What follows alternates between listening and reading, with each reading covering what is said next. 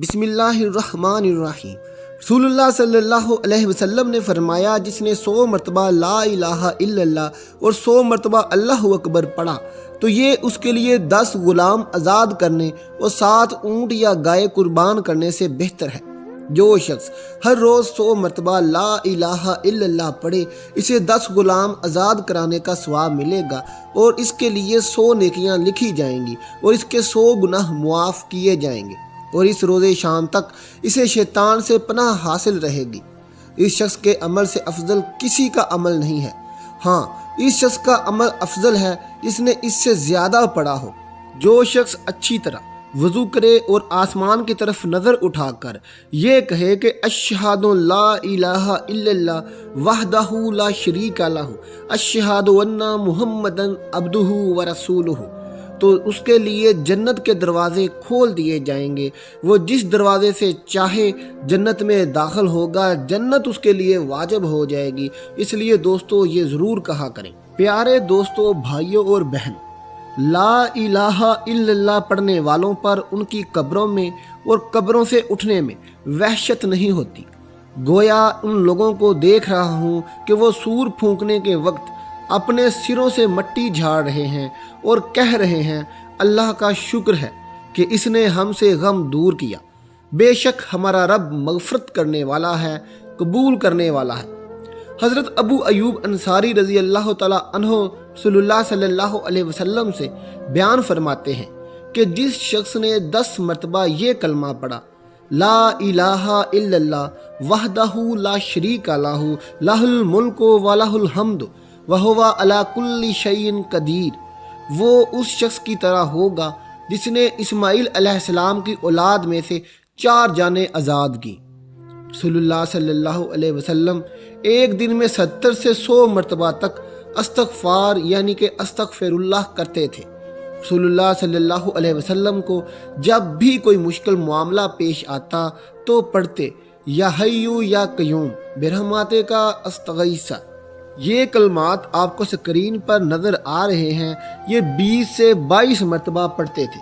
اللہ تعالیٰ نے فرمایا، تم مجھے یاد کرو، میں تمہیں یاد کروں گا، اور میرا شکر کرو اور میری ناشکری مت کرو۔ جو شخص ہر نماز کے بعد 33 مرتبہ سبحان اللہ اور 33 مرتبہ الحمدللہ اور 33 مرتبہ اللہ اکبر کہے اور اس کا وعدہ پورا کرنے کے لیے یہ الفاظ کہے، لا الہ الا اللہ وحدہ، تو اس کے تمام گناہ بخش دیے جائیں گے، اگرچہ سمندر کے جھاگ کے برابر بھی ہوں۔ جو شخص ایک دن میں 100 مرتبہ سبحان اللہ و بحمدہ کہے گا، اس کے تمام گناہ معاف کر دیے جائیں گے، اگرچہ سمندر کے جھاگ کے برابر بھی ہوں۔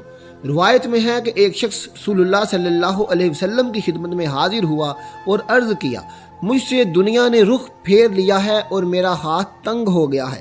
رسول اللہ صلی اللہ علیہ وسلم نے ارشاد فرمایا کہ فرشتوں کی نماز اور مخلوق کی تسبیح کیوں نہیں پڑھتے؟ اس تسبیح کی بدولت تو لوگوں کو رزق ملتا ہے۔ وہ شخص کہتا ہے کہ میں نے عرض کیا، یا رسول اللہ وہ کیا چیز ہے؟ فرمایا، طلوع صبح صادق سے نماز فجر تک یہ تسبیح پڑھتے رہو، سبحان اللہ و بحمدہ سبحان اللہ العظیم۔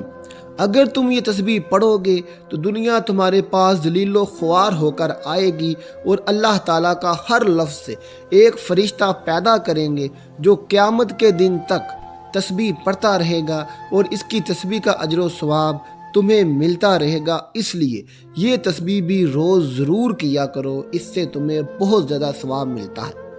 ناظرین اکرام، جب بندہ الحمدللہ کہتا ہے تو آسمان اور زمین کے درمیان حصہ کو بھر دیتا ہے۔ پھر جب دوسری مرتبہ وہ الحمدللہ کہتا ہے تو 7ویں آسمان سے نیچے کی زمین تک کو پر کر دیتا ہے۔ پھر جب وہ تیسری مرتبہ الحمدللہ کہتا ہے تو اللہ تعالیٰ فرماتا ہے کہ مانگ تجھے دیا جائے گا۔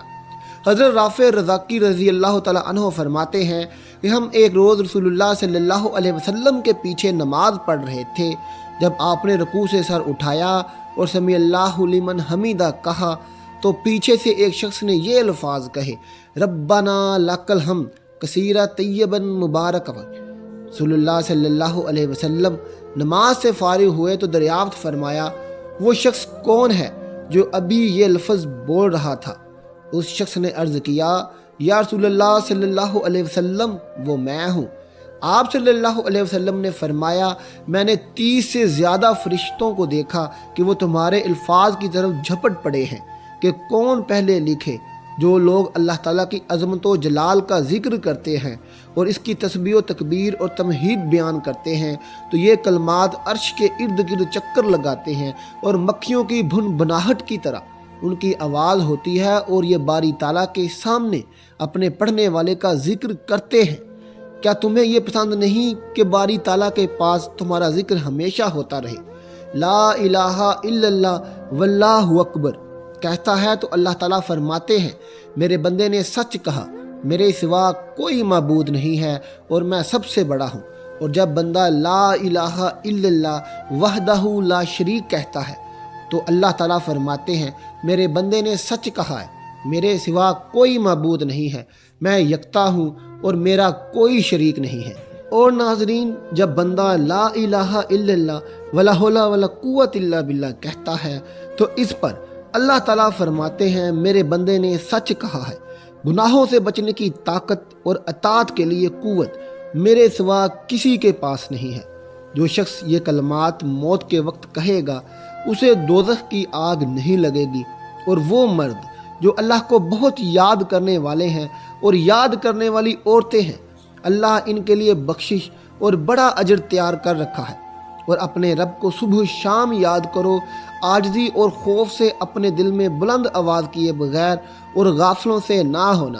ناظرین، کبھی بھی جھوٹے اور غافلوں کی طرف نہ جانا، ہمیشہ اللہ کی طرف جانا اور سیدھی راہ پہ رہنا۔ رسول اللہ صلی اللہ علیہ وسلم نے فرمایا اس شخص کی مثال جو اپنے رب کو یاد کرتا ہے اور جو اپنے رب کو یاد نہیں کرتا زندہ اور مردہ کی ہے۔